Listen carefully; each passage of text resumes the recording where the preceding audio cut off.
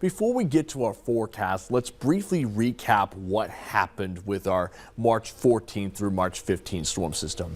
A cold front formed in central and eastern North Dakota yesterday afternoon, and that cold front started pushing east. That pushed a Colorado low that was lifting from the southwest towards the northeast. And as a result, while we did see some freezing rain out in the Red River Valley, that snow quickly moved out before it could actually linger in the Red River Valley, leading to a dusting of snow. So the ice and the winds were the biggest threat in the Red River Valley. Meanwhile, as we anticipated, northwest Minnesota saw that snow lingering, and that led to heavy snow accumulations in northwest Minnesota, which led to some decent snow totals, like 7 inches recorded in Black Duck, Beltrami County, Minnesota, versus 6 inches in Park Rapids, Minnesota, and even in Clearbrook, seeing about 4 inches of snow accumulation there. So northwest Minnesota saw decent snow totals. Rest of our region dealt with strong wind gusts.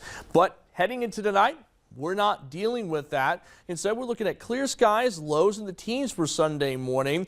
A few precipitation chances. I want to first alert you to that potential heading into next week, and it's thanks to this low pressure system out to the west of us, which will push in over the next few days. So let's time that out in a first look forecast to show you what I mean. Clear skies heading to tonight, just a few clouds, and that's it. As we head into the afternoon hours, though, we see cloud cover building in out west ahead of a weak disturbance that brings a few flurries and snow showers to eastern North Dakota. But not much moisture is anticipated from these flurries and showers, maybe 1/10 of an inch at worst. Most areas seeing less than that from those snowflakes.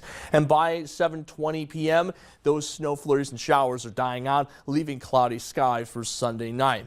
By Monday morning, we got another shot of snow, this time concentrated between the Devil's Lake Basin and northwest Minnesota. So Grand Forks, Langdon, Devil's Lake, you may end up seeing some light snow coming down for your Monday morning commute, which means you want to give yourself some extra time on the roads to account for any slick pavement in the northern half of our region. The southern half, meanwhile, will stay clear and dry, just seeing cloudy skies, and that's it. By Monday afternoon, any leftover snow flurry and shower activity should go away, leaving behind just mostly cloudy skies. Then we see another round of snow showers in the southern half of our region for Tuesday morning and afternoon.